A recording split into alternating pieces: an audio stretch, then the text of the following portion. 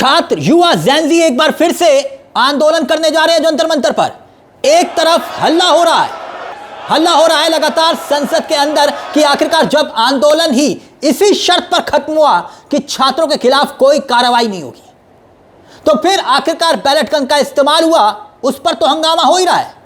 तो क्या ये जो गिरफ्तारियां हो रही है, बहुत कुछ सामने आ रहा है, मोदी के खिलाफ वादा खिलाफी के आरोप लग रहे हैं, लेकिन दूसरी तरफ अब भी हाथ नहीं रुक रहे गिरफ्तारी के लिए। आज हम आपको जो खबर दिखाने वाले हैं, एक घर में दनाते हुए 200 पुलिस वालों के घुसने का दावा किया जा रहा है। 200 पुलिस वालों का।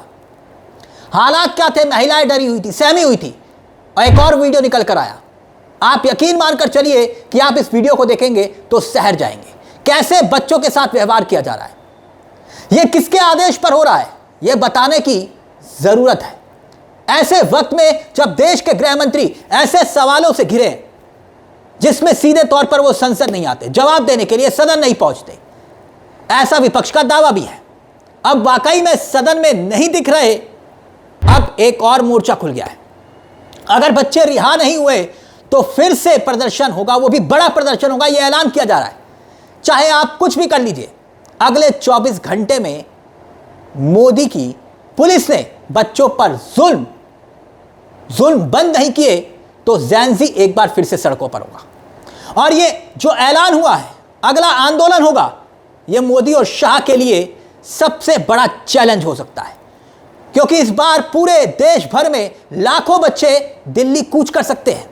अब सरकार के लिए स्थिति इसलिए भयावह हो सकती है क्योंकि कॉकरोच जनता पार्टी के संस्थापक अभिजीत दीपके फिर से ऐलान कर रहे हैं, साफ कह रहे हैं कि अगर बच्चों का खून बहाकर सरकार अब भी उनका मन नहीं भरा तो हम जल्द ही सरकार के खिलाफ फिर से सड़कों पर उतरने वाले हैं। यह बयान भी आपको सुनाएंगे। सीधे चेतावनी दी जा रही है मोदी अमित शाह को कॉकरोच जनता पार्टी की तरफ से, और दावा यह तक कि बीजेपी में शामिल हो जाओ, दबाव बनाया जा रहा है। अभिजीत दीपके कह रहे हैं कि बीजेपी में शामिल होने का दबाव बनाया जा रहा है।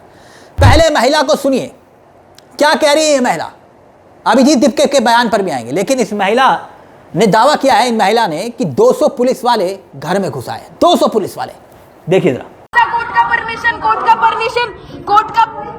कोर्ट का परमिशन तो दिखाओ। अपना नेम प्लेट उतारा है और 200 पुलिस घर में घुस के जबरदस्ती खींच के लेके गए हैं। ऐसे नेम प्लेट भी नहीं है। मीडिया में मेरा फोन भी छीन लिया। 200 पुलिस नेम प्लेट उतार के, एक तो डंडे मार रहे हो आप लोग, ये छोटी बच्ची को, ये मेरा फोन क्या लेंगे? मैं डाल रही हूँ, पूरा डाल।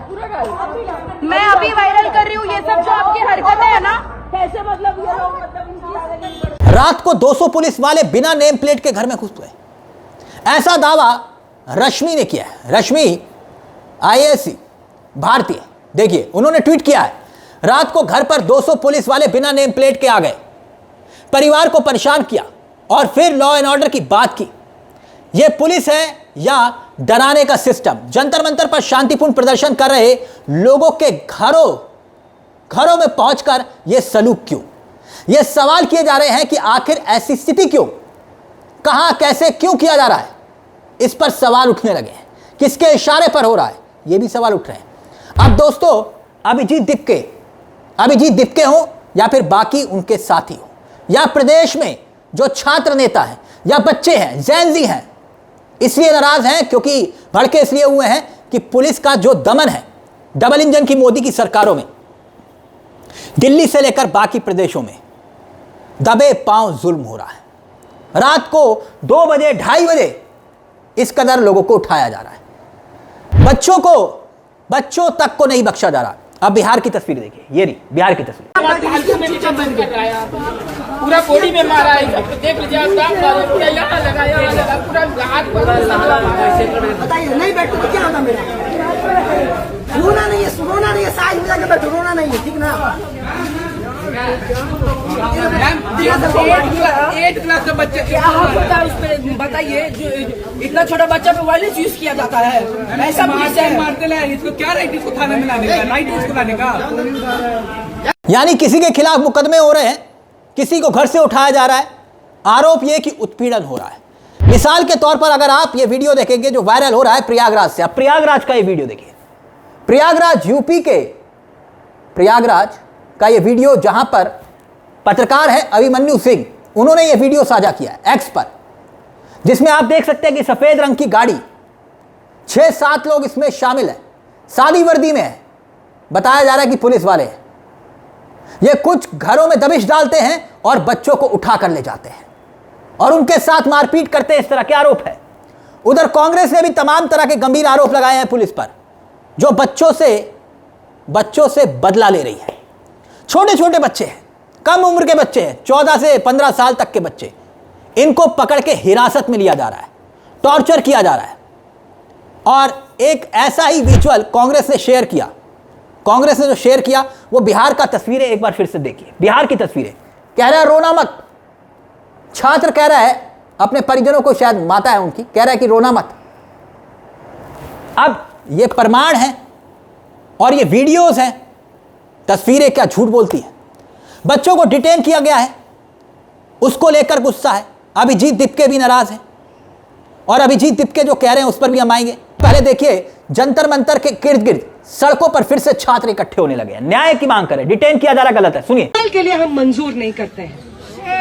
तमाम सरकार के लोग जो ये नैरेटिव पेडल कर रहे हैं कि हम लोगों ने इस दिन जहां पे जंतर मंतर पे प्रोटेस्ट चल रहे थे, वहां पे जिन लोगों को चिन्हित किया है उसमें 2800 लोग क्रिमिनल्स हैं, जिनका क्रिमिनल एंटीसीडेंट है।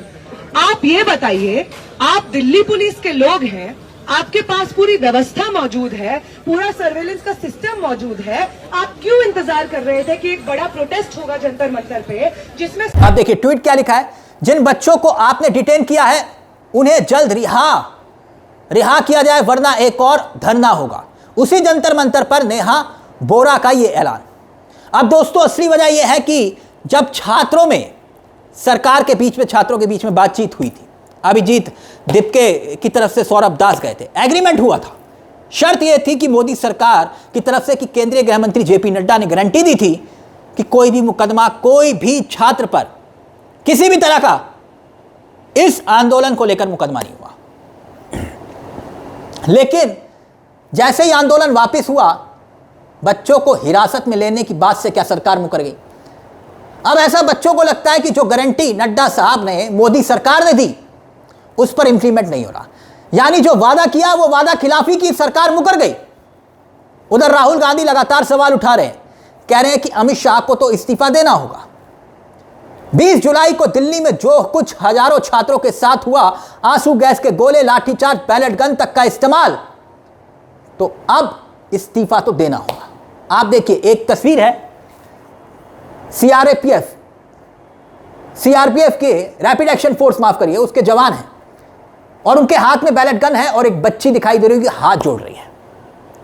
ये इस तरह की तस्वीरें सवाल खड़ा करती हैं कि किसके इशारे पर यह सब कुछ हुआ।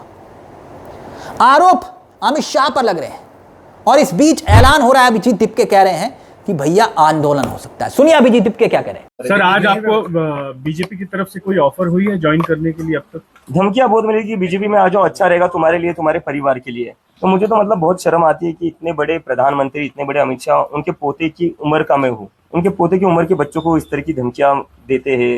मतलब क्या फायदा तुम्हारे इतने बड़े प्रधानमंत्री या गृह मंत्री होने का, अगर तुम्हें बच्चों को इस तरह की धमकियां देनी पड़ती है। कंगना रनावत की बात अभी जनरेशन आप पूरी खराब कर रहे हैं, जिंजी जनरेशन आप पूरी खराब कर रहे हैं, उनका कल्चर बिगाड़ रहे हैं इस आंदोलन के माध्यम से। अगर डेमोक्रेसी के लिए लड़ना संस्कृति खराब करना है, अगर सरकार से सवाल करना संस्कृति को खराब करना है, अगर अपने फ्यूचर के लिए लड़ना संस्कृति को खराब करना है, और अगर अपनी पढ़ाई के लिए लड़ना संस्कृति को खराब करना है, तो हम संस्कृति खराब कर रहे हैं। और मैं कहना चाहूंगा बाबा रामदेव जी से कि सर, पतंजलि के जो फॉल्टी प्रोडक्ट्स बन रहे हैं ना, वो जो खराब हो रहे हैं, पहले उस पर ध्यान दीजिए। उस पर तो सुप्रीम कोर्ट भी बोल रही है उनको बैन कर दो। वो जो आपकी खराब प्रोडक्ट्स है, पहले उस पर ध्यान दीजिए आप। संसद में कल जो है राहुल गांधी ने डिमांड की अमित शाह जी का इस्तीफा, किसके कहने पे गोलियां चलाई गई उसका जवाब मांग रहे थे, आप क्या कहेंगे? मुझे लगता है इसका आंसर तो बहुत ही क्लियर है, अमित शाह जी के कहने पर ही गोलियां चलेंगी। दिल्ली पुलिस जो रिपोर्ट करती है वो अमित शाह जी को ही करती है, और अगर अमित शाह जी को इसका पता नहीं होगा तो फिर तो होम मिनिस्टर का फेलियर है। लेकिन वही बीजेपी की ओर से बयान आ रहा है कि किसी भी तरीके की गोलियां चलाई नहीं गई, प्रोटेस्ट पैलेट गन चलाई गई है, लोग अंधे हुए हैं।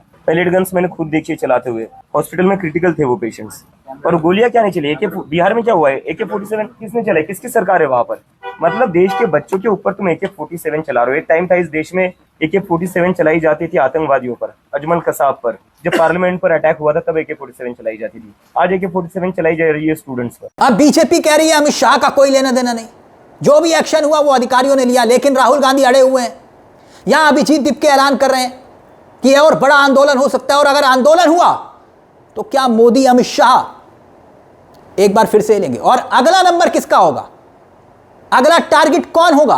अमित शाह। इस पूरे मामले को लेकर आपकी क्या राय है? आपको क्या लगता है कि सरकार क्या वादा खिलाफी कर रही है?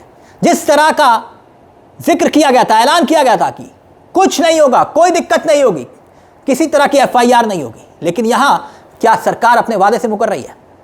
अपनी राय कमेंट बॉक्स में जरूर दीजिएगा। मुझे तिलक चावला को दीजिए इजाजत। बेल आइकॉन दबा लीजिएगा। मंच आप ही का है। नमस्कार, जय हिंद, जय भारत।